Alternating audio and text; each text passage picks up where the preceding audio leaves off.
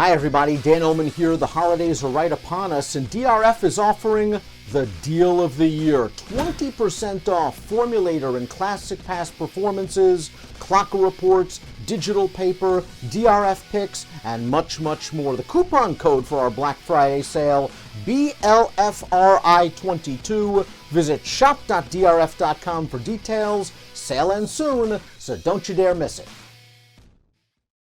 Hi everybody, Dan Illman here with the DRF race of the day for Sunday, November the 27th. Race number 8 at Del Mar is the Grade 3 $150,000 native diver. Let's take a look at this field. We're going 1 1/16 for 3-year-olds and up, and there's some nice horses in here. Defunded recently went gate to wire in the Grade 1 Awesome Again. Some upwardly mobile 3-year-olds with speed as well could contribute to a hot pace. There are the 3 Gojo 1 and the 4 Newgrange. The 1 Azul Coast won this race from off of the pace. Talking a little bit more about how this race is going to be run, I do think the 5 Defunded is going to do his best to make the lead. I think that's his preferred running style, and he showed that last time out in the Awesome Again. Plus the Baffert horses are generally aggressive out of the gate, and they also have Azul Coast in this race who would benefit from a fast pace. Gojo 1 is very quick, however, and he may just be faster than Defunded out of the gate. The key to me in this race from a pace standpoint is whether the number 4 Newgrange, a recent pace-setting winner of an allowance race, can revert to the stalk and pounce tactics that worked so well for him earlier this year when he won the Grade 3 Southwest. Let's talk a little bit more about the defending champion, the number 1 Azul Coast, who came from last to score last year's native diver. Now, he's only raced 3 times since, and he hasn't won.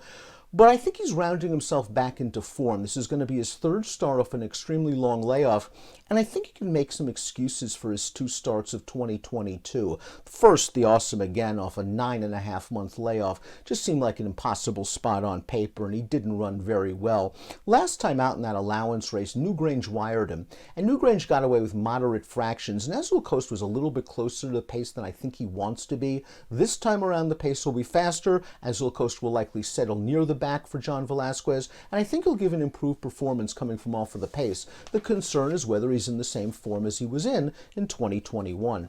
The number 2 is Tis a Magician, a very likable horse who seems to dance every dance. I do wonder if he is slightly better at slightly longer distances. He's blossomed ever since being stretched out to 1.25 miles, 1.5 miles, and his most recent start was the 1.5 mile Tokyo City, a race in which he finished on the board against a really sharp horse. Haywood's Beach would come back to run second in the Grade 2 Thoroughbred Aftercare Alliance at Keeneland with a 98 Beyer speed figure. Tis a Magician is known for showing speed in those longer distance races, and it'll be very interesting to see if he can stay as close to faster fractions going the 1 1/16. He's a likable horse, he's rock solid. I think he's slightly better at slightly longer distances.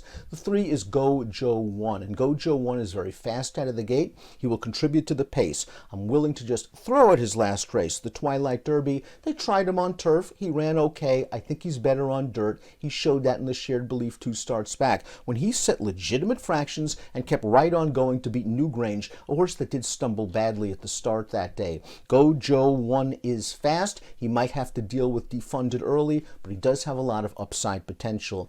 Newgrange is the number 4, and he started his year as a horse that could be ready for the classics. He won his first 3 races, including the Sham at Santa Anita, the Southwest at Oaklawn. And in the Southwest, he basically worked out a 3-4 wide trip and just grinded his way down to the wire to get it done at 1 1/16. The Rebel was a disappointment. He didn't run very well that day. He went to the sidelines. He came back in the Shared Belief. He stumbled at the start. That really cost him any chance of winning. His most recent race was more professional. He was dropped into an allowance race for Phil D'Amato. He was able to get to the lead, and he really extended. I love the way he finished that race up the last 16th of a mile. It produced a career best 97 Beyer speed figure, and talk about upside potential. He's only raced 6 times in his career, and he has shown talent. I think he falls into a trip 3rd in the early portion, maybe behind some dueling pace setters and getting the jump on the true closers. Defunded won the Grade 1 Awesome Again last time out. It was not the strongest edition of the Awesome Again, although the 3rd place finisher slowed down Andy is a nice 3-year-old,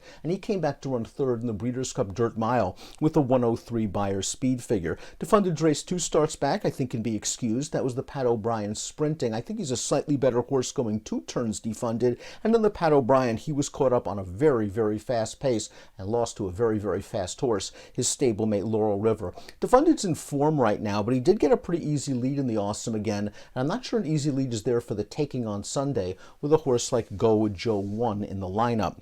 Parnelli is next, and Parnelli was recently 5th in the Grade 2 San Diego. That was at Del Mar over the summer, and he was in against Country Grammar that day, a horse that would come back to run second to Flightline in the Pacific Classic, a no match second, but still good enough for a 100 Beyer speed figure. He's another horse that would benefit from a quick and contested pace up front, and I like it when John Sheriffs gives these horses a little bit of a break in between races. Perhaps Parnelli is the closer that will fall under the radar in terms of a wagering perspective. Before we get to my top selection, please click the subscribe button on the Daily Racing Form YouTube channel for all the latest DRF video franchises. Top pick time for the Native Diver. I think this is a great opportunity for Newgrange to try to vault himself into a position where he can be one of Southern California's better handicap horses in 2023. I think this pace could work out. The 3 and the 5 should go. He could tuck in third. And I think he gets the jump on the closers turning into the stretch. I'll go with Newgrange and the Native Diver, Sunday's DRF race of the day. Good luck.